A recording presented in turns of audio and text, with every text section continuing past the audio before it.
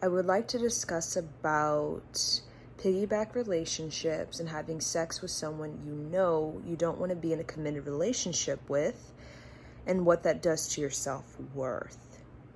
So when we have sex with someone, it could be our child's mother that we don't want to be with in a committed relationship, but we already have created a bond with them because of the child, so we feel tied to them or even obligated to support them. So there's already an intimacy with them. It can even be an ex-lover that we want to move on from, but we're still have a bond with them, right? That can even be like a pheromone bond or attachment we have with that person.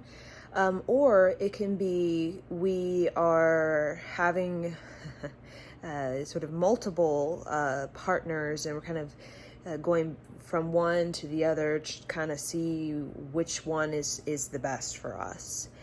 So what that does for our self-worth is we're showing the divine, particularly if we have if that's your intention, if you want to go into that karma, right? If you want to play out that karma in this life, that's fine, right?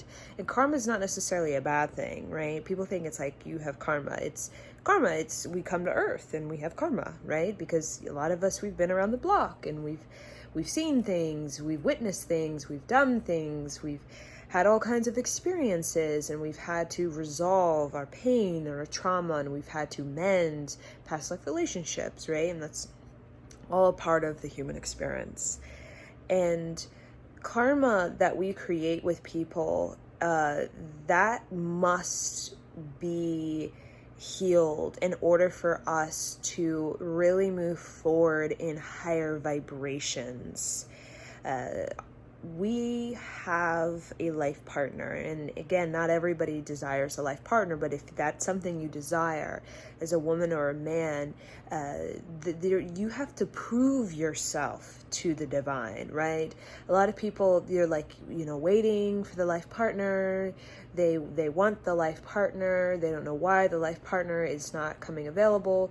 And in many ways, they are in piggyback relationships where they're going from one to another, like overlapping.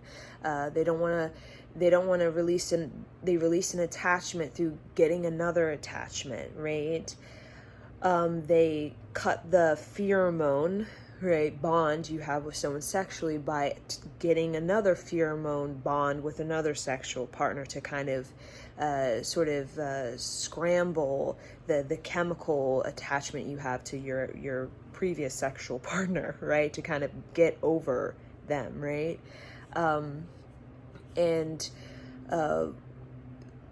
Self-worth is you getting to know you. A higher vibrational relationship, I believe, is what everybody desires. A higher vibrational relationship is about creative destiny. It's not just about the status quo. It's not just about having a child with someone. It's actually about building a legacy, building a lineage. And this goes all the way to the ancient past, and why we had mostly arranged marriages is because the higher vibrational relationship is creating a lineage, and feeding the lineage that you're already a part of, serving the infinity of the lineage that you and your partner have together. And that's about creative destiny. That's about you have come to this place in your self-worth through rite of passage of manhood, womanhood into excellence. You've been initiated by the divine. You've followed your calling or your passion. You've been awakening your soul. Healing. That's comes naturally with life. We're going to be drawn by our ancestors to particular places, particular concepts or ideas or healing modalities, or even relationships that kind of trigger, catalyst us into our incarnational mastery or incarnational discovery in this life. And the higher vibrational relationship is where we get to experience the fruition of our creativity, But that creative destiny and sharing that in what I call a synergistic radiance with someone is to know your lineage. And, there's so many lineages on this planet, right? But to know your lineage is kind of returning back to your authentic self. And in relationships, when, piggybacking, or, we're just kind of having sex with our child's mother because, might as well, I'm feeling horny, they're feeling horny, let's just kind of do it. And then feeling the guilt and feeling the kind of pheromone attachment to them, and you don't really want to be emotional with them, but you are because you've already chemically interlocked with them. So there's kind of a confusion there, right? And what it does is it can delay you from actually taking the journey or the pilgrimage and reclaiming your self-worth. And also, if we're playing if we're playing mind games with people where we know we don't want to be with them, but we're kind of seducing them, or we're kind of sort of showing that we're interested but we're really not, right? We create karma with that person, right? And again, it's not bad, it's not good, it's just karma. And a high vibrational relationship comes from a place where you're clearing the karma that you have in relationships where you're functioning more from your lower self, or people like to call it the shadow, but it's really functioning from a place of I don't really believe in myself. I don't really think I'm worthy. I know that this is not my person, but I'm going to just stay with this person, or I'm just going to have sex with this person because they want to, they're willing to offer me sex, or, I don't think I'm going to actually attract what I really want because, I don't feel I'm good enough, or I don't feel it's possible for me to have that. So, all about your authentic self and returning back to your authentic self and your lineage, because we're all a part of a lineage. In many ways, we can all be old souls, even celestial souls, star beings, is really about reclaiming your self-worth and your creativity and your creative mind, and really using that creative mind we all have to really energize your most exciting, fulfilling partnership that you could have, and begin to use that great visualization or great affirmation you have for yourself to be like a fire that burns through the karma, right? In relationships, because relationships were not meant to participate in confusion. Like, I'm confused, should I, they're confused, right? We hold on, we let things drag on, we're not decisive, and it's kind of like, see it like surfing, like you just gotta go for it in many ways, and you have to be bold. And in relationships, because we don't feel secure in our own lives, because we haven't taken that pilgrimage, we haven't taken our self-worth back, we haven't really gained some nerve or some grit. We're like that in relationships. We're like, we're not bold, right? And then, in our culture, I live in the United States of America, you could see men in this sort of we see in the pop culture. It seems as though they're not taught discipline, right? And women teach men discipline, and when we, in many ways, as women, we feel very, very low that, I'm just gonna go for this guy who, is just, I'll just, just have a child with him, and we'll have love with him, and then, or I'm just gonna kind of be someone he comes to whenever he feels like it, right? That's a type of patriarchal projection that is very belittling for a woman, and it does nothing to serve a man's integrity or help him to become what you call a man. It keeps these kind of boyish figures.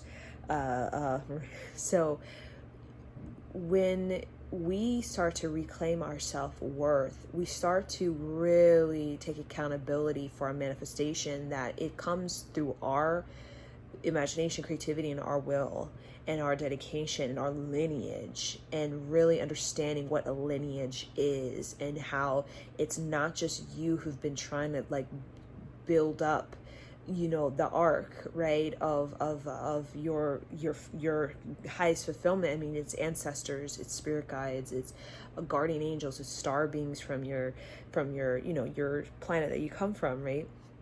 And they're all here helping you to raise your vibration so that you can obtain a self-mastery in this lifetime, where we're not leaving this earth with incomplete karma and confusion, and having partnerships we're settling in, and we're not feeling, we're not in our soul awakening, we're in our kind of sort of illusion, and playing that out for a whole life. We don't even really awaken the life force, right?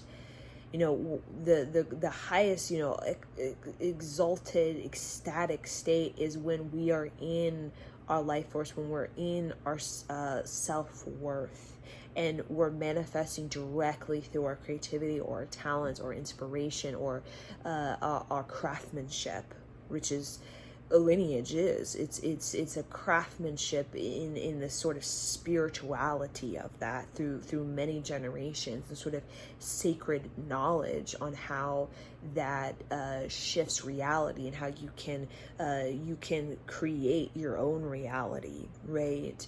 And a lot of those teachings in many ways are kind of obscured, or we're kind of directed away from that, or we're told that that's, you know, we're earthbound, we're limited, restricted, you know, trauma, pain, and, you know, I'm not good enough.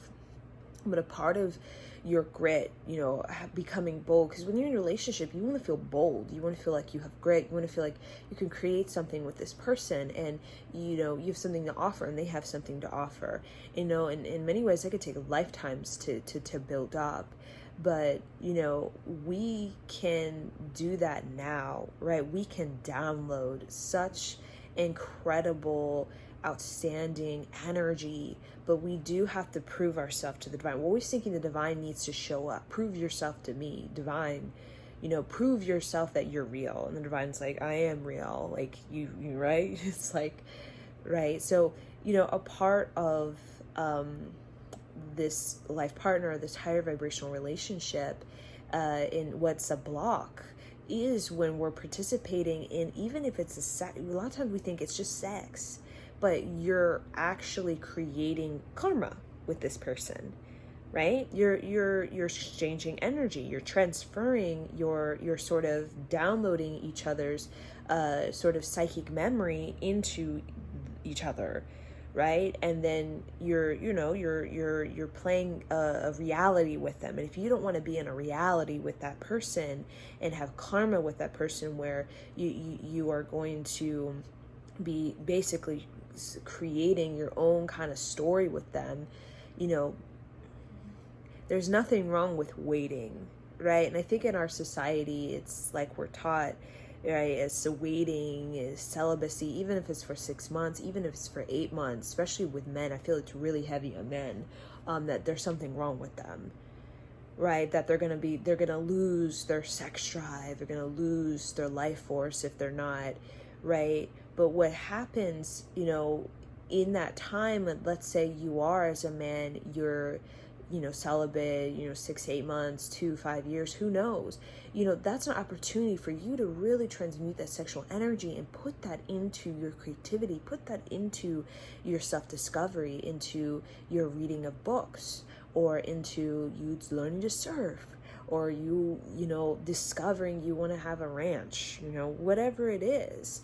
You know, because these karmas that we have, I've seen with people, they're wrapped up with people. It takes a lot of energy to kind of continue that. It can be very distractive. And I think that's why people push and pull, because they know that they really need to reclaim their self-worth. They need to go on that pilgrimage, but then, society's kind of pulling them back in, saying, well, no, you're a man, you need to be having sex with this person. Or, you need to just be with someone, right? So, when we just be with someone to be with someone, even if it's sexually, that in many ways, it lowers our self-worth, right? It lowers our self-worth, because when we're not coming from a place of authenticity, when we're not coming from a place of, I want to create and commit to this creation with somebody, we're basically half-assing it. And it's like kind of, you're making a drum, but you're just kind of like not caring about the drum. You're just like, and it's like not even tuned. You're making a drum, but you're not even going to tune it. And it's like, nobody can play it. Like, you need to get it tuned, like, right? So it's like half-assing creation. And we're not going to half-ass creation when it comes to like college or, or projects or endeavors, because we know it's not going to be good results. But we do it with the relationships. In many ways, we half-ass it. And I think we half-ass, or, we don't really commit or just kind of go with it, is because of our low self-worth. So in order for us to really bring about a creative destiny with someone that is beyond just, the karma of the shadow partner, right? People say, where you're basically working out your childhood wounds with each other. They feel they're not good enough, and they're just putting up with your bad behavior, or, they're just waiting for you to kind of figure out that they're the one, or, you were playing out the low self-worth, and, you're kind of just dragging them along, or you have other people on the side, they do, and you're just playing that back and forth with each other, and just keeping each other in this confused state, keeping each other in this bored state, because you're not evolutionizing each other, you're not revolutionizing each other, you're keeping each other in this sort of limbo, right? You're keeping each other in this limbo. And I've seen a lot of people, when they come out of these relationships, even 5-10 years, I'm like, wow, like I felt like I was in limbo. Like I had so much creative energy, creative exploration, creative discovery. Like I really had this great vision, or I really wanted to exalt and embrace my ecstatic energy, but I just couldn't, because I just didn't feel worthy. And, I had to, have to play this karma with someone that was created from a place of, I didn't have enough boldness to really, really claim my worth and say, you know what, I'm going to go on that pilgrimage, that rite of passage, and I'm going to find that most exalted, ecstatic state within my own self, either a man or woman, and allow that vibration, that shift in reality to ripple out into the earth, cosmos, and bring me in the partner that's actually we're going to be feeding like back to each other a self-worth dynamic, a relay of self-worth, a greater experience of my self-worth rather than a greater experience of confusion or low self-worth or boredom or this seeming of being incomplete with myself, there being incomplete, the codependency because we don't feel that we know ourselves, right? And we want the other to give us what we know only the pilgrimage can give us. So in our self-worth and reclaiming that that's only you have with you and God. This is not something you have in a relationship. And I think a lot of people realize that, especially, in this new age culture, right? This new age sort of spirituality, people are realizing that. And that's why people are really wanting to go into a great level of exalting, getting a liberation, ecstatic flow within them. and focusing on that and allowing that to bring in creators, right? We want to bring in creator mates. That's what lineage and legacy is intended for. The ancient past is about you want to draw in creators, right? You are creating, they are creating. And even if you're young, like, high school, and you're gonna know the difference, right, between the just boredom and just kind of doing that thing, then the creator relationship or partnership. It could even be friends, necessarily romantic, but you're going to feel that you are you're sort of potentiating each other further. You have a particular mind stream together, consciousness that kind of interweaves, like a lineage interweaves men and women. Lineage is kind of interweaving force, like we call the spine energy, right? That sort of movement you have, that sort of spiral you have with each other. It actually gives you higher inspiration, not lower. It actually gives you higher energy. It gives you higher inspiration. It actually gives you more fuel to your liberation, not less. Not you're getting locked into the earth grid. It actually opens up the cosmos, it supports that opening. It actually will hold that space for a greater opening to happen, for more creative download to come in. It's not interlocking with the earth. I'm tied to something. I don't know what I'm tied to. I'm confused about it. I just feel bored with myself. I want to connect sexually because I want that intimacy to feel alive and feel creation, but I'm not willing to wait, and I'm not willing to go on the pilgrimage to actually discover real sacred sexuality, because I don't feel good enough. So I'll settle for this kind of confused state of sex, and I'll just kind of settle for that, because I don't feel worthy to go on that pilgrimage. Because I think, sacred sexuality is something you have to find within yourself. We really don't want the dumping ground of sex. I really feel that. We don't want the dumping ground of sex. We don't want I've heard people say angry sex. You dumping childhood problems, authoritative issues, control issues on each other in sex. We can play a lot of anger, frustration into sex, especially men, because men in many ways in this patriarchal society can have a real authoritative concern or issue within the male psyche from the patriarchal thousands of years we've been in. So sex in many ways, it can be like you sort of rallying with yourself, sort of, like you're wrestling with yourself. For men, it's like I'm wrestling with my ego as a man, right? And a lot of men, they're not even connected to the woman. They're just like in their own sort of like wild man, like wrestling with their father issue, wrestling with their mother issue. And for us as women, we've been programmed to be more submissive, to let the man just be the wild man on us and just take his authoritative issues with society out on us, in that kind of belittlement men have in the psyche on the female.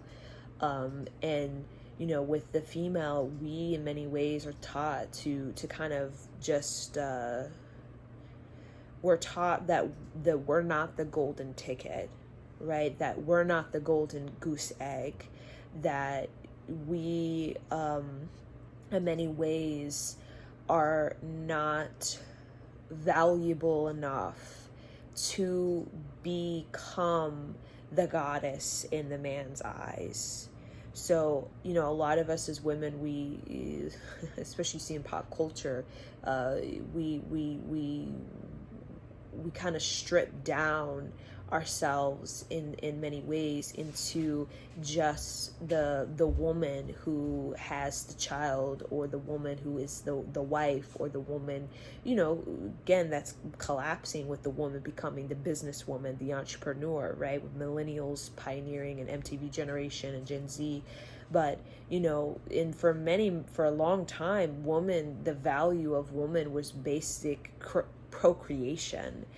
And with the goddess of the woman, resurrecting, that has everything to do with the golden goose egg. Is her. It's her mind. It's her creativity. It's her ability to bring discipline to a man, and to actually he doesn't need to take out his anger on her, or whatever authoritative issue he has with his dad or society for his poverty in youth, or he felt like he was belittled or trapped or bound to a particular ideology or belief system that completely took away his genitals, his manhood, and made him weak, where he saw himself weak in the way that he didn't allow himself to really believe in the warrior. He didn't really go into that warrior practice.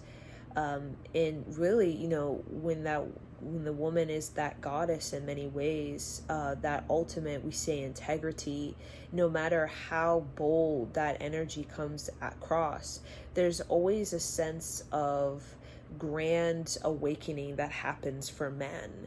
And again, the goddess is not also the woman, the female body. It's also the female octopus or the female horse.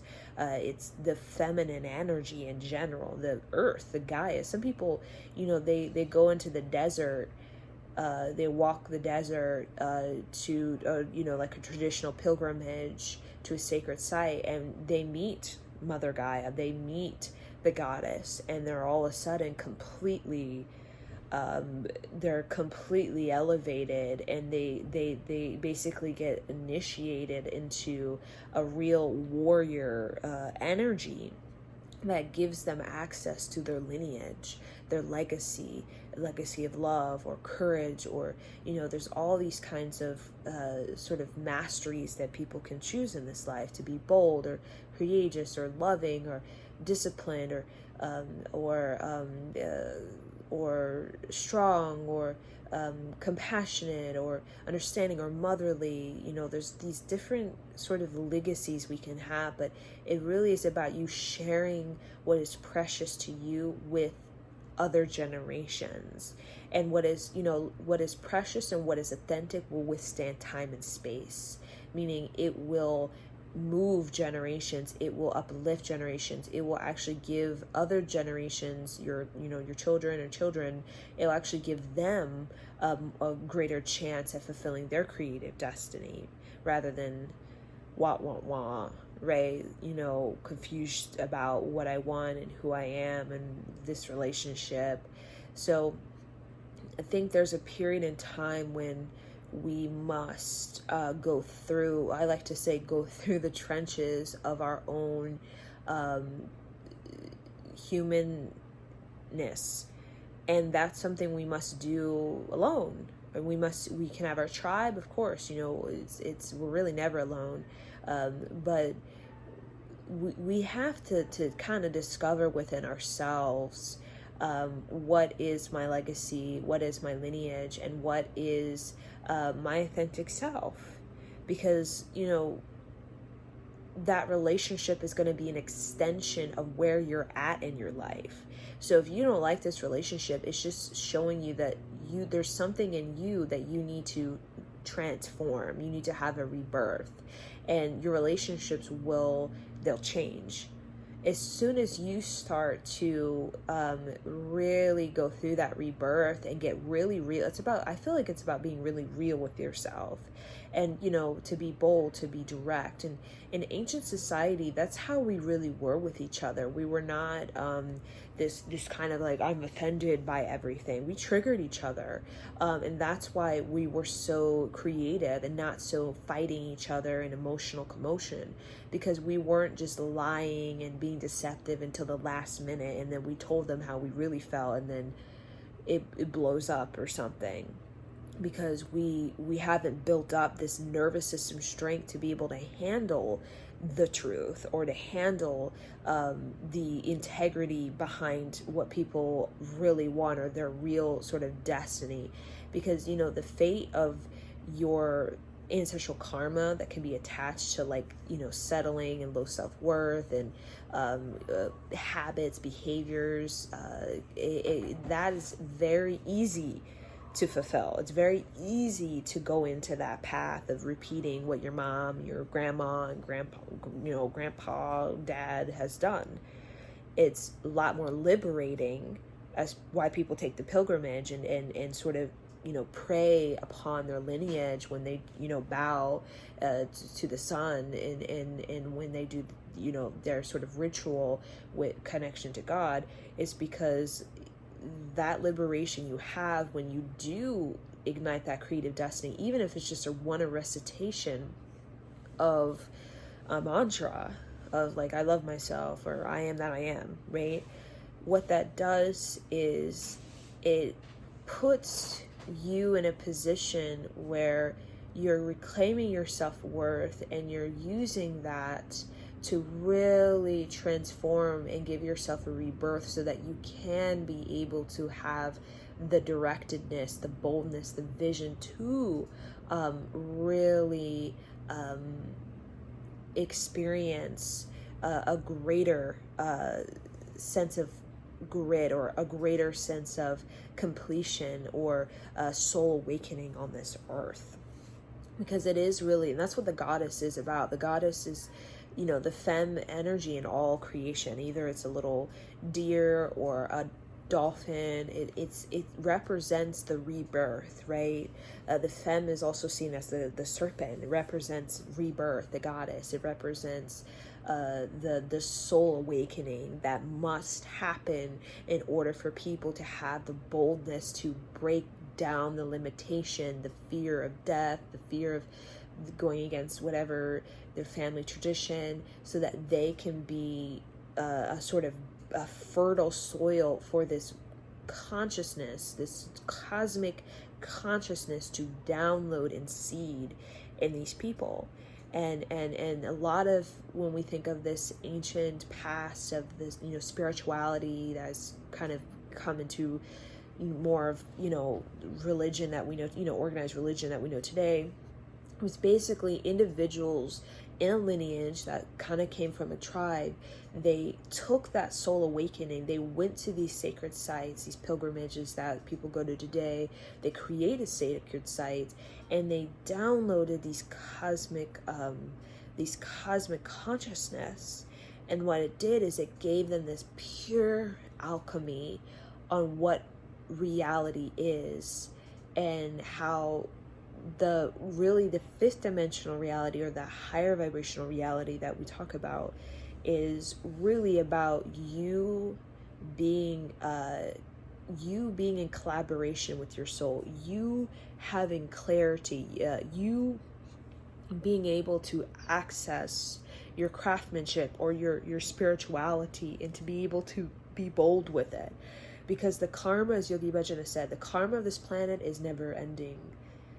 And you can get into any kind of karma you want. You can play out any karma you want. And good karma, bad karma, whatever, it's not about the bad or the good. There's karma. And you can play that out, and none of it's wrong, none of it's right. It's just all about you deciding what you want. Do I want to play out this karma in this life?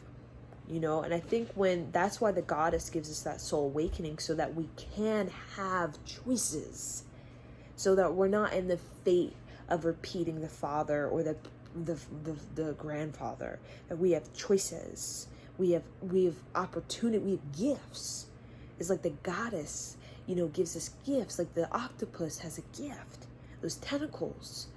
The tentacles, the brain, the tentacles, and the ability to go into little tiny places and crush open, these oysters and suck in, right? Goddess gives gifts so that you're not fated to the limitations or the downfall of those, before you. Right? So when we think of the spirituality of like Mother Mary, Mary Magdalene, they were given gifts from the cosmic consciousness, so that these gifts, these teachings, that could be shared, so that it could help people to be able to choose wisely their karma that they want to have, and to take the karma that they've been given from the planet, from their parents, from past lives, and begin to transform it, to give it rebirth, to not repeat it for the sake of just, I don't feel, I'm confused, but to actually have a greater cosmic connection to greater creative forms that can happen within you and your shape and your mind stream and what you put out. So, I think with the lineage and even, the tribe, the lineage, the legacy of you is really that the ability to uphold a sort of creative destiny, and for you to be able, in life partnership, because it is in many ways, when you get, the ancient past of these sort of ancient beings, life partner, arranged marriage was really all about the kind of divine feminine, the divine masculine coming into this sort of ecstatic movement with each other and bringing about a strong field of inspiration, so that both of them could have enough boldness, or have enough sort of the spirituality of what love is and what relationship is, so that they could complete their missions, their tasks, their assignments in this lifetime, right? Because like I said, the karma is endless, and if we're not paying attention, we can get ourselves into some karmas. And that's why we have spiritual practice of whatever lineage that you are. If it's the Sikh, if you're Jewish, or if you're Islamic, I mean, you could find sort of these prayers that help you to kind of steer through the mountains and mountains of karma, that have people in them, and some of these people, of past lives, and we're like, oh, hey, and we're not meant to stay with these people, right? And we need to have a sort of prayer, or sort of, a connection to Goddess, so that we can know the difference between the fate of the karmas that we've known and we've played out, and it's come to an end, or it's not of the reclaiming of self-worth, but the kind of bar scene, because there is karma that's like the bar scene, and then you travel further through the mountains of karma, and you can find places, sacred places that you found through your boldness, through your intuition, through following that kind of goddess within yourself, both man as woman. And you can find these precious teachings, these precious teachers, these precious gems, these jewels that we call your gifts, your expression, your authenticity. We're gathering more and more of authenticity through our journey of life and incarnations, so that we can really come to this state on earth where we know that we know how we have the real talent of alchemizing reality and shifting reality and creating our reality. But again, there's the prayer, and I think we're going to play out many stories with many people in our lifetime, but when it comes to these relationships that we're in and we're bored, or we know we're not meant to be with them, or it's just we can sense it, right?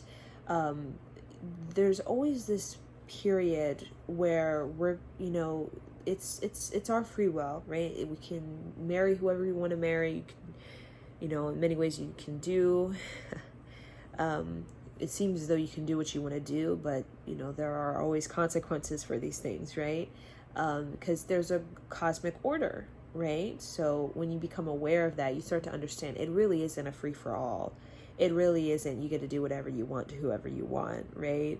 And when we learn that, we start to understand that it's a lot more, life becomes a lot more manageable and a lot more rhythmic when we are taking accountability. It becomes a lot more chaotic, destructive, self-destructive when we're not taking accountability and we're just like, oh, I can do whatever I want because I'm God or whatever, right? Because everything is connected and everything is governed by a cosmic law. So whatever ET groups, reptilians, draconians, Pleiadians, Lemurians, we're all governed by the same cosmic laws of karma that is designed so it's not a free for all. It's not do whatever you want to whoever, right? There are you got to pay these things off, these karmic debts. So even if we're going into that reptilian type of mind stream about the agenda on Earth and any sort of negativity of frequencies that are being kind of projected, enslavement, entrapment, sort of taking of the human life force, all of that. We as human beings, we have transmuted that into our liberation. We have used that to get ourselves stronger, and that's why Earth is seen as the planet of warriors. Krishna, warrior. Yogi Bhajan, warrior. Shiva, warrior. I mean, all warriors of spirituality. We've taken that whatever enslavement, trapment, whatever agendas that have been promoted on Earth, and we've used it to get ourselves stronger. And that's why humans, in comparison, like other planets, are seen as very much warriors, in comparison, like Pleiadians or like Lyran beings or other beings that could be a little bit softer, and their planet is a lot more, light, it's a lot more higher vibrational than Earth, right? They look at Earth and they see Earth as guardians. Earth is seen as the guardian planet to other planets because of the things that we've went through on Earth with, dealings with karmas of karma with other species of ET, such as reptilian. All of that plays out, and in a way where everything must be justice. It's always served. It's always met. It's always met in the constant sort of play, right? The constant play of creation. But for us, the real focus is not so much on the karmic play. When we get to a place where we're ready to express our gifts and our talents in an incarnation where we're given we're given that assignment or that mission, which a lot of us at this time are given that, what will happen is that we're going to transcend this karma, the mountains and mountains of karma, and we're going to be like the eagle, and we're just going to fly over it. We're not going to be kind of walking through the mud and the trenches and just kind of like figuring that out. Like a lot of us, we've been there. We've been in the trenches of war and war upon war. We've been in the mud and we've been walking through that, and we've been through the hills and the mountains and trying to find our soul calling and soul awakening and authentic self and our spirituality, and there comes a point where we come into this sort of transcendence. So like the eagle, like flying over, and the eagle is also the Scorpio. It's Scorpio planet. Pluto can be seen as very negative. Pluto to people, but it's actually represents the snake becoming the hawk or the vulture or the phoenix, right?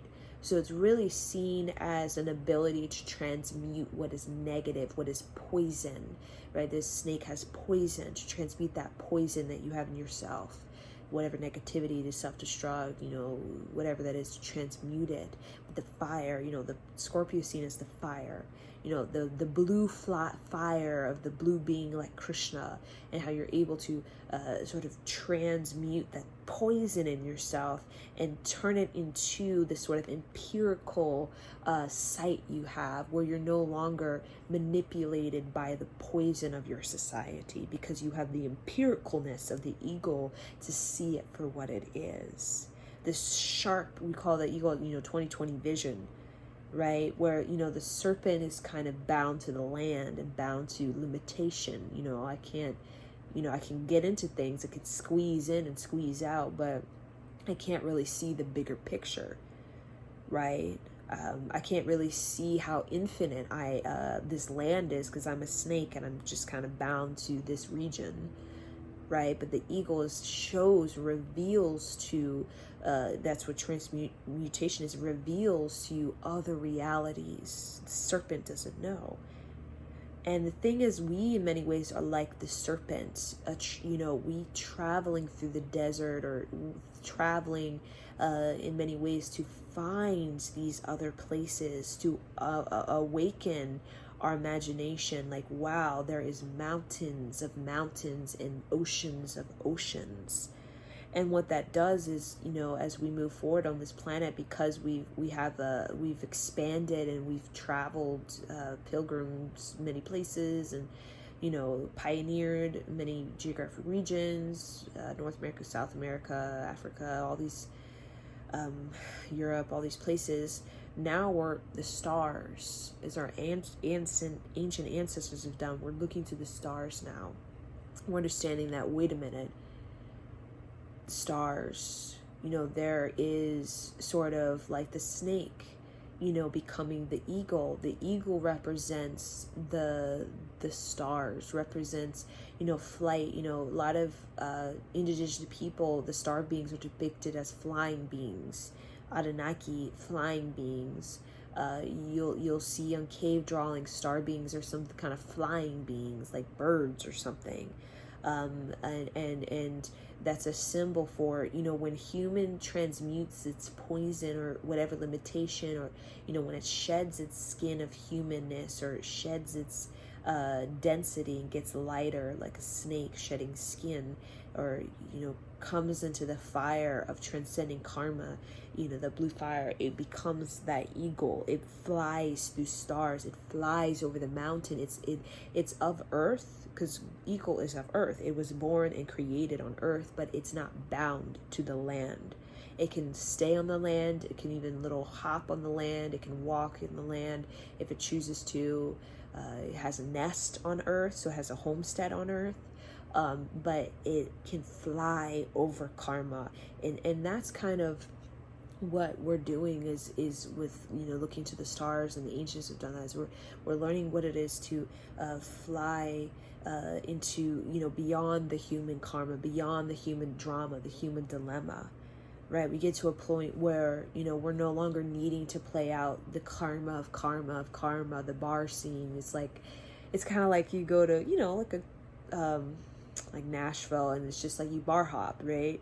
Nashville, Tennessee, you go to one bar, another bar, another bar, another bar, and you can go to all the bars, right? And we do that from one life. We're in this bar scene with these ancestors, and we're playing that out, and it's like, hurrah, and it's so fun, and you gotta do whatever it is that you want to do there, and have all kinds of conversations. And then you go to the next bar scene, and you play that with another group of people, and then the next bar, and and sometimes from bar to bar you have a friend, right, that comes with you. So as you're in your karma, your ancestral karma in the bar scene, you're the earthbound sort of a drama play, which is not bad, right? We all have been there, done that.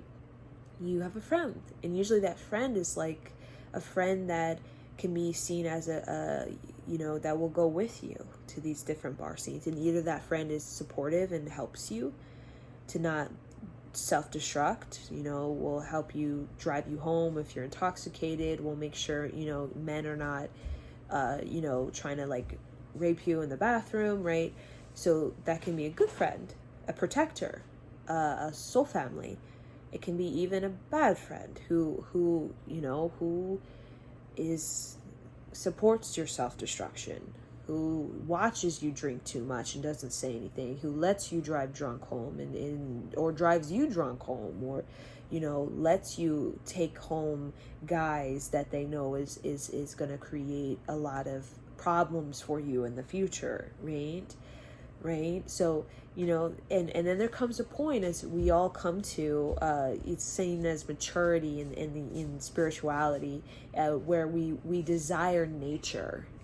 Where, like, we desire the ocean, we desire the mountain, or we desire to learn about something. Like, it could be learning about a crab, or learning about how do whales work, go swimming with whales, horses. There comes a point in our journey, when the maturity, when we want to know about nature, we want to have appreciation for nature, we want animals, we want chickens, or whatever it is. It could be so many creations. We want to know what a zebra is. We want to go to these places of sacred site, of like goats, rams in the mountain, and learn about the rams, observe, right? Because when we learn about animals, we're also learning about ourselves, and we're learning about the connectivity, the ecosystem, and that's the foundation to learning about alchemy, and how the cosmic law works, and how cause and effect works, and justice works, and how infinity works, and how reality changes through your affirmation, positive, negative. So this these are sacred teachings that are given to you when you start to prove yourself to yourself in many ways. A lot of times breaking down karma, like if you're in the bar scene type of karma, you're hopping from bar to bar, meeting friends, lovers, of mother, father, your children, and you may even have agreements to meet these people in this life because of past lives, or you're playing out ancestral karma, and when you do that, when you play out ancestral karma and you play it out and you come to completion, that's a fire that is burning it off of you, right? And sometimes you have to go through the fire and you have to play it out so that you can really flush it out of you, right? It's almost like, it's like when you get the fire, it's like, okay, you're done. And sometimes in some lifetimes, it's actually, a lot more of the fire on us than what we were comfortable with, so that we can be done with it. Whatever that habit, behavior, it's like you can just completely cut it out of you through the fire of really going through that emotion, or and that's why we have prayer, so that we going through the emotion and using that passion in a creative way, in a way of adventure or nature, or a way of exulting, or creating this ecstatic movement of reclaiming your self-worth, is what prayer does. Because when you go through the emotions of karma and whatever negativity that you may have, if you don't have that prayer, you could easily just get yourself into a fire that you burn the whole house down. And then, you know what I'm saying? And then you, right? You have nothing left. You have nothing left. You are, have to now go into this,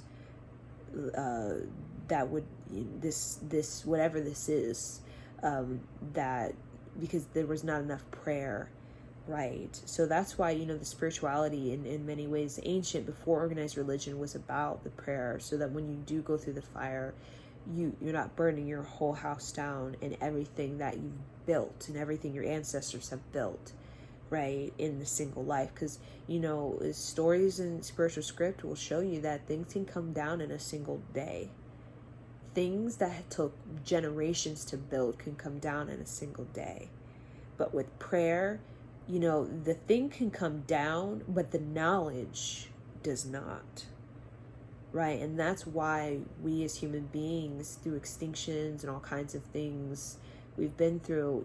The knowledge is why we ourselves in our created destiny, our high vibrations hasn't been taken down by whatever fire of destruction or chaos or karma with no prayer. It's getting wild with recklessness, is because that prayer in many ways gives us the preservation of the knowledge to rebuild.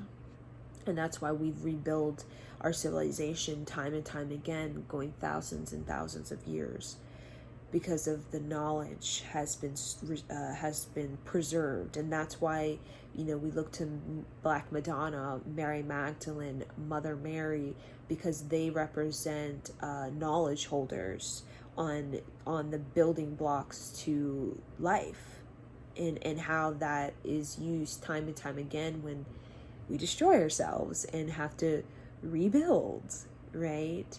And the sacred teachings is more so about the human self-worth. That's the basic foundation to building up a civilization.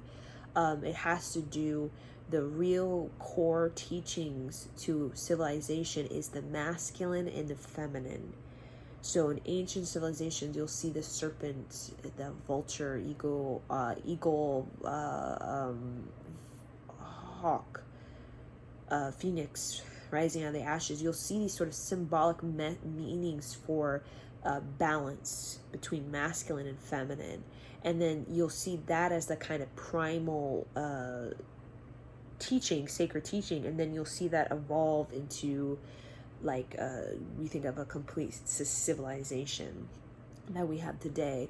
But in the sort of ancient rootedness of it, the real seed of it, to its outer appearance and its tree-like, it has all the things it has. The seed of it is the relationship man and woman has. So when we think of the creation story, the seed is the seed of Adam and Eve.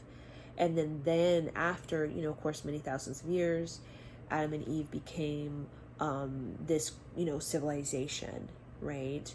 So, it's that movement of the masculine and feminine. It's the lineage, it's the legacy of the masculine and the feminine that brings about the rebirth, the transformation. It's within that holds the knowledge on how to rebuild, and the knowledge not on just how to rebuild a civilization or how to create something from the ground up, from nothing into something. It also teaches about the cosmic consciousness, the inspiration, the empowerment, the sort of authenticity behind this movement of time and space. So, with the life partner seen through the eyes of Mother Mary, Mary Magdalene, White Buffalo Woman, Green Tara, Kuan Yin, all of these goddesses that were seen quite independent. In many ways, were not seen as coupled or married, right? And they were seen as very sovereign, very, very ferociously sovereign, or very revolutionarily sovereign as a woman in these times. The life partner was more so seen as a coming together to further enhance the teaching of creativity and how we can raise that self-worth. So that we can be able to access this creativity, because it's not just like people think it's just it will just come, or just it's like a rock fell on you or something like that. A lot of people that have gotten this creativity in a sort of a renaissance of creativity, figures even scientifically, artistically, and musically, from I don't know, Steve Jobs to Nikola Tesla to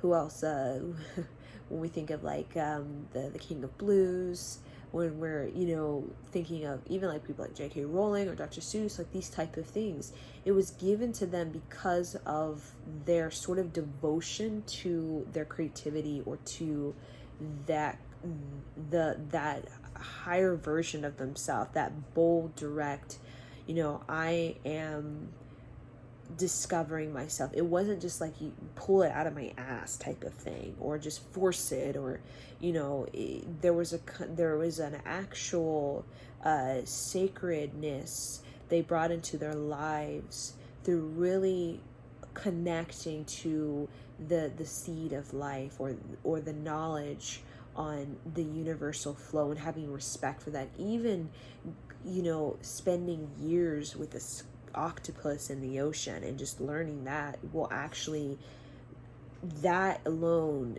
will bring you a sense of revere the earth. Gives you a sense of magnetism that will literally draw in these cosmic laws, or cosmic sort of principles, or magic that is really what we need to travel.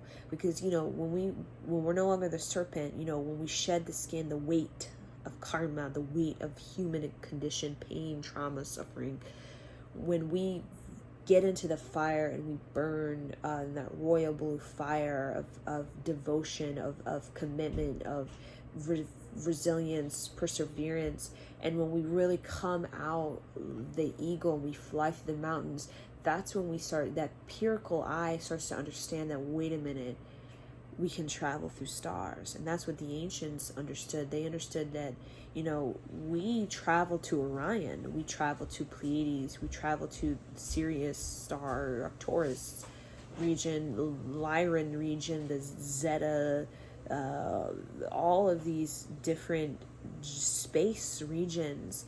And that's basically a symbol for human beings beginning to not only raise their vibration to higher frequencies and higher dimensions, like 11th dimension or 8th dimension because a lot of Pleiades and Sirius and Zeta and Lyra and Draco regions of space are all really like 7th dimensional and up, like 7th, 8th, 9th, 10th, 11th, 12th dimensional. And it really represents the sort of cracking open of your ability to connect to higher creative forms, lower creative forms. And really, we want to know how to travel through both.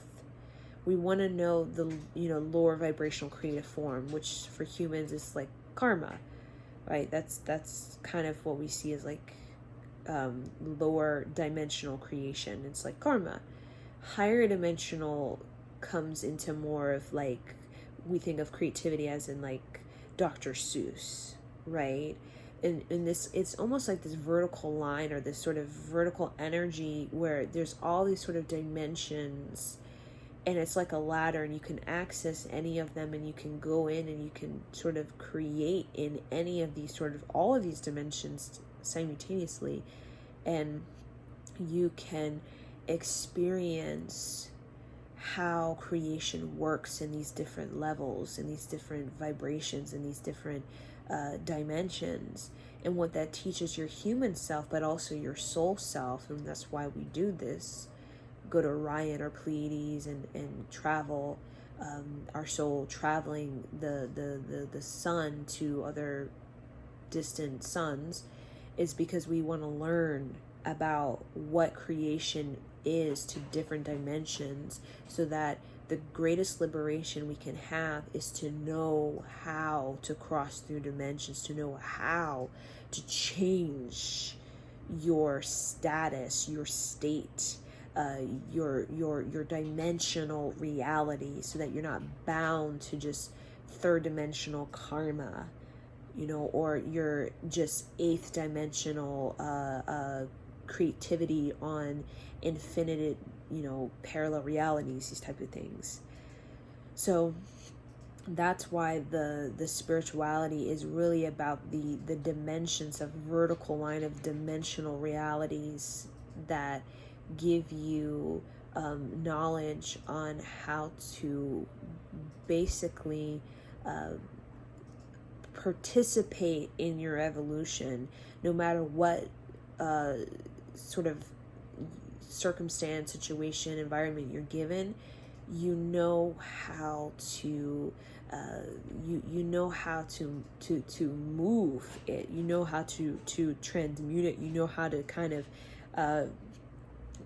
use that spirituality to gain some sort of unlocking of energy within yourself, so that you can be able to make new forms on Earth, or resolve things on Earth, and or whatever planet that you're on. Because a lot of times, as especially star beings or star seeds, that's kind of what we do. We do that because some realities can be very thick, very dense, very programmed, and Earth is one of them that has been very programmed. So a lot of, the knowledge, why we're drawn to the stars, in many ways, even with, space traveling, is so that we can really unlock, open up these other dimensions, so that we maybe could download some insight that can shift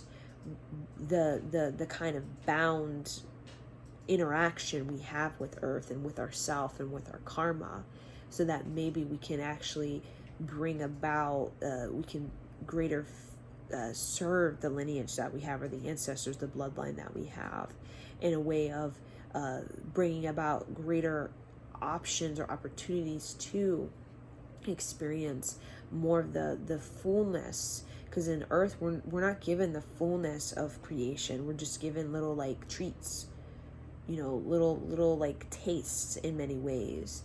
So we do that so that we can bring about generation or tribe or community of people who can travel, who can go the distance, go the cosmos, go where the pilgrimage, go where they need to go, and get that download, reclaim that self-worth, so that we can have a certain amount of people on this planet that do feel that can keep the continuity of the sacred teachings on this earth. Because where we're going in the future, we're going to need these sacred teachings on spirituality, because we're not just going to Mars, to try to colonize and terraform and, have a base there and just repeat the same karma on this planet, and mountains of karma on Mars. We're really wanting, Mars is just an example of really unlocking these higher dimensional spirituality of Krishna. Krishna is a higher dimensional being. Krishna is not third dimensional. Krishna was not a human that we were human. He was not Homo sapien that we are. These stories that we see with the Buddhists or the Hindus, even Christianity, these ancient stories going all the way back to like Middle East. I mean, these were high dimensional beings.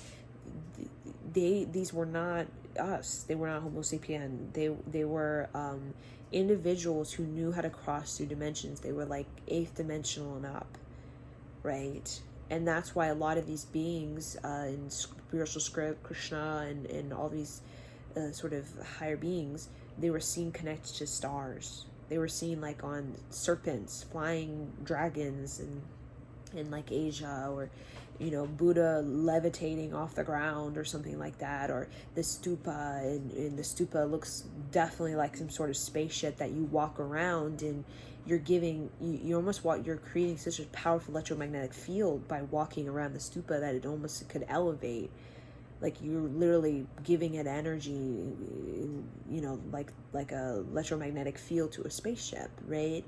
So it's all about that kind of, our sort of original soul is to travel, and not just go to Mars and be third dimensional beings on Mars. We're going to have to be higher dimensional beings if we're going to live on Mars. We're going to have to be higher dimensional beings if we want to go to Pleiades through the stargates, right? We're going to have to be a higher dimensional being if, when we die and we cross through the etheric field of Earth, we're going to have to be higher dimensional so that we're not locked into the karma scene. because karma scene is also in the astral realm, which is right. It's like you must travel through the astral realm before you get to the ethereal realm when you die. So the astral realm is like, you know, your ancestors, the bar scene, you know, karma, the mountain of karma, and you can play it out with this person. You could be a ghost. You could, you know, you could be a sort of spirit guide to your children, or that kind of astral realm where there's just basically a lot of just third dimension. You know, you're locked into third dimension, but you're just a spirit, right? But when you penetrate the thick astral realm of earth, you can get into ethereal realm, and that's when you enter the blue. That's when the serpent begins to become the eagle. When you're in the astral realm, it's like you're a serpent, but you're just traveling through you're just sort of kind of flying, but you're still in your serpent energy. When you become that eagle, the empirical eagle, you've transformed out of the blue ether. Now you're getting into the cosmic regions, the eighth dimensional. You're leaving behind Earth in the karma and astral realm. You're going into the more of the core of the universe. And I think that's why Nikola Tesla was such a renaissance in science, because he knew how to get into eighth dimensional. He knew how to get out of the astral realm. He was like, I'm not in the astral realm. I'm not playing this karma with these women or whatever, my own sex stuff and childhood. I'm going to transcend, and I'm going to go into these eighth dimensional, 11th dimensionals, and I'm going to go in them. I'm going to bring stuff down, and I'm going to create a lineage of science for future generations to kind of follow the momentum, right? And to serve them, right? So really the lineage is not about myself, it's about the serving of the generations, the future of Earth, right? And also clearing up the past of Earth, right? So, you know, Steve Jobs, you know, he also, you know, the story of him going into a cave. I think Nikola Tesla also went into a cave with like a guru or a yogi, and had a transcendental experience, or, you know, meditation. And that's when these high dimensions became available. And then download also kind of began to kind of move into their awareness, because when you unlock these different dimensions of yourself, even just through, like, I like to sometimes read like metaphysical textbooks, right? I did in school, and thick metaphysical, and just looking at them, I had no idea what I was reading. Just reading, trying to understand, seeing pictures. I had so many downloads of like Octorian, like 12th dimensional geometry, and I'm not even really a geometry person, and I just get so many visions of that because of your you know, they're all here. All of the keys to these dimensions are all, you know, key to Pleiades, Arcturus, Sirius, they're all here on Earth. They've been here for thousands of years, these metaphysical structures, sacred teachings, and plain sight, but they're not going to be obvious. They're not going to be like in your current language, right, of the way you think, as this culture today is, right? It's going to require you to access the soul awakening, because the soul awakening can feel into the hieroglyphics of Egypt, can feel into the monolithic stone structures in like Russia, and can feel the purpose, because your soul is not bound to a culture of current times. Your soul has access to all cultures. It just needs a little what do you call a little sort of key, just like we needed some kind of key to uncovering hieroglyphics, right? But once you get that kind of key, your mind is so fabulous, it can actually open up a whole imagination of how this moves with this and this, but there's always a foundational kind of key to it, right? just like any mathematical theory, there's always some kind of foundation, that the key that kind of unlocks the whole thing. It's just you need a high imagination to be able to kind of get to that place. So this is what's happening on Earth, and this is why, our self-worth in many ways is the sort of foundation to that, because like I said, the basic teachings early on, I'm sure the first teaching I ever received from the Bible was Adam and Eve when I was a little girl. That was basically the first thing that I remembered when I was from a little 4-year-old. And it's because that's the core, right? Or not the core, the baseline frequency is, how do men interact with women? How do women interact with men? What kind of relationship do you have? That's the lineage. The stronger the lineage, the more creativity and higher dimensional range of vertical line and projection can be experienced on Earth. So if Adam is whatever, or if Eve is hating Adam and Adam is shaming Eve, what is that going to do? Karma upon mountains of karma for future generations to try to navigate, right? Being in the bar scene and playing out, these type of wounds that we have. Right? And these wounds, they keep us locked in on this third dimension, because we can't go to higher dimensions incomplete. It doesn't work like that. We have to be whole, or we have to have some kind of consolidated energy, some kind of aura, some kind of electromagnetic field that's to go. It's like a spaceship. You're not going to use a spaceship that has holes in it. You're gonna just go in the atmosphere and explode, right? You know what I'm saying? So it's the same thing with us. Like when we have these wounds or these tears or these scars, it's like a rocket ship. We have to repair. We cannot travel until we're repaired. Many ways, right? Because you have a hole in your engine, you're gonna leak or blow up, right? So that's why the aura and the spirituality is about the healing of these wounds, these scars, these holes, these voids, this incompletion that we have, emptiness, that boredom, the feeling of not being good enough, and how the best way to clear these sort of holes, voids, wounds, pains, suffering is about the raising of self-worth. That's the greatest, I like to say, repair that we can do on all these wounds of like poverty wounds or abuse, abandonment wounds. I mean, you name it. I can go on and on and on. Karma of karma. And the self-worth is really your compass on how to navigate karma. Really, your self-worth is your greatest karma to yourself and to your ancestors, your lineage, is really the greatest karma. Because self-worth gives you self-esteem. Self-esteem gives you value. This value is birthed from craftsmanship. Craftsmanship is liberation. It just goes on in this positive karmic turn of events that leads into the becoming the eagle and flying over the mountain instead of being locked into the mud of the mountain.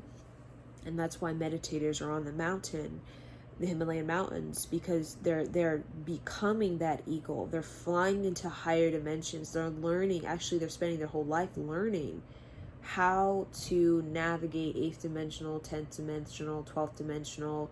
They're basically going into these other regions of time and space, and they come back to their body to kind of document it, or to create that vibrational portal or sacred space on Earth, so that other generations can go there and follow the stream, the mind stream. Every meditator, when you go to Pleiades, you create a mind stream that other people can follow.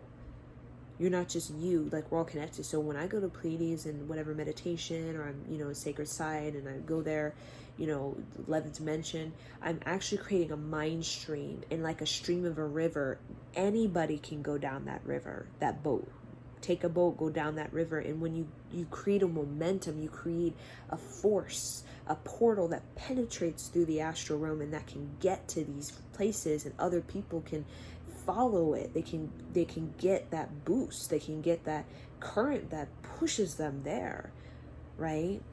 So every meditator, every creative destiny, every sort of eagle is creating these portals, like Stonehenge and all these monolithic structures on this planet are all portals that get you in a momentum, a mind stream that can get you into these higher dimensional regions. So when we die, we're not just in the astral realm walking around confused, in doubt. What is my self-worth? Who am I? That's not the question we're asking, right? What is my self-worth? Who am I? In the astral realm, asking who knows who, the ancestors and this, whoever's in the astral realm, right? No, we're like, we have a sense of instilled in us the creation. I saw the creations in the 8th dimension, the 12th dimension, 11th dimension. So when Nikola Tesla died, same as Yogi Bhajan and same as probably Dr. Seuss and even Mr. Rogers, I feel a lot of these people died and they went directly to source. They didn't hang on the astral realm. They went to source. They went to creativity. They went to creation. They went to the core of the universe, and they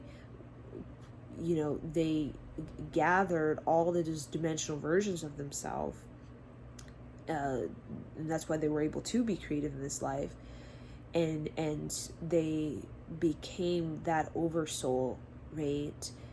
Because they completed their lives. Even like Mr. Rogers, he seemed very normal compared, to other people, right? Nothing. Dr. Seuss seems just a normal person. But it's the vibration, it's the mind stream that is why they're able to, that they gained that momentum, or that spaceship, or that kind of oversoul emergence that we have when we really start to complete our lives in our life, in their incarnation. To get to incarnation, to do that, to gain up the lessons, the experiences, the teachers, the teachings, the study, the consistency, the commitment, the devotion, all of this stuff, that we come into that oversoul. And that oversoul is really the Satric record, but also it's the place where we have the greatest liberation in our connection to the universe. And when on earth, we're tested, we're tried, we're broken down, enslaved, this, that, and the other, all these things, but really that place is where we gain, we call the stripes of karate, the stripes, the stripes of karate, the stars, military. That's where we gain that kind of through that self-worth, and claiming that self-worth within ourselves, we gain that type of these talents, these gifts that we use in our physical third dimensional reality on this earth, especially right now, to really create a major potential for us to have what it is that we want. And I think a lot of people don't think they can have what they want, so they delay or sabotage. There's karmas of all of the things that we play out, but the prayer is how we cut through and we cut down. We say no to whatever karma play that is fated, that is more of limitation, or earthbound, or I'm not good enough, or lower creativity, or we're feeling a very caught in our ideology, or very, very in that fear or doubt self. And that's how we're able to, that self-worth is how we're able to become that sort of general, that sort of leader of our own mind stream, where we can create a mind stream that is nesting on earth, has a homestead on earth, but is not playing the game of Earth, knows the game of Earth. Very important to know the Matrix. Very important to know the Matrix and how it works. And we spend lifetimes in the Matrix, and in the injustice of it, the resentment, the hate. We do that for many lifetimes so that we can know what we're dealing with the Matrix, because we have to have an education on that, but also so that we can know how our self-worth, how it brings us realities, how low self-worth brings us certain realities, how higher self-worth brings us other realities, and what is it that we want in this life, right? And the wanting is not ideology, belief system, mama, dad, grandpa, grandma. It's really about you on the soul level, on what do you want that's going to give you a more balanced, bold, and in a more fulfilled spirituality. That's really what we're asking for. What is going to give, because you die, tomorrow. What's going to give you a more fulfilled spirituality, and also balance, also material, like we, positive ego, self-esteem. We're not here to be egoless. We're not here to be poor. So it's about what do you want that's going to give you the balance, and that's day to day, that's year to year. That's also about what gives you a sense of evolution, and it could be uncomfortable, challenging, temporarily. It could be marriage, divorce, but it's going to give you a sense of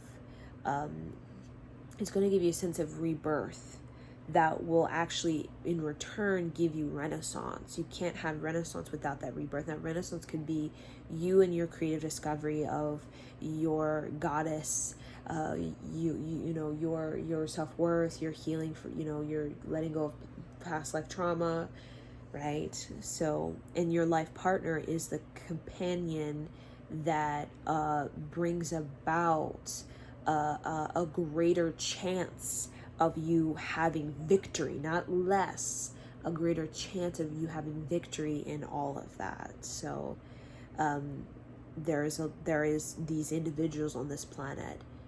There are individuals. We think that there's not, it's low vibrational, but there are.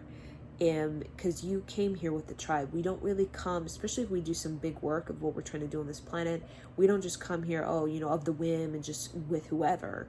We come here with people who are very much in sync with that as well, and that are going to want to serve that as well. Because the lineage, if that, high vibration, that's people. Mother Mary, Mary Magdalene, Jesus Christ, it wasn't just Jesus. And there was a whole thing to that. Many, many people that served that lineage that is here today because of the life partnerships that were had, that brought victory, a greater chance of victory than when we're alone or with people we're not meant to be with. And that's why Jesus, in many ways, and Mother Mary and Mary Magdalene, their teachings, their sacred teachings were preserved. I mean, of course, obscured, distorted, but other, ways, but preserved by the right people, by the people, the generations, who individuals, the souls who helped to kind of keep that arc, keep that stream of energy open and available to those who have earned the respect of their soul to be able to do that. So I'll leave you guys with this in Satnam.